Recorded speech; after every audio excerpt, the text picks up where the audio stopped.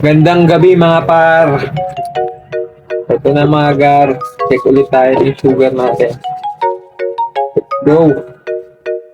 Kanina mababang sugar natin, 103. So sana ngayon din, mababa na. Para baka hindi na tayo magdagdag ng gamot. Huh? Let's do this. So mga gar. Kinain ko palang tanghalian kanina. Yun nga. Repolyo. Pinisang repolyo tapos scrambled egg. So mga par.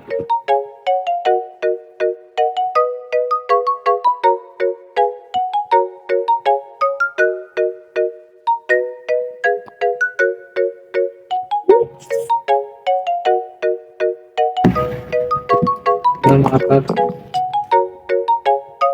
No. Yun, 102. Ganda mga par.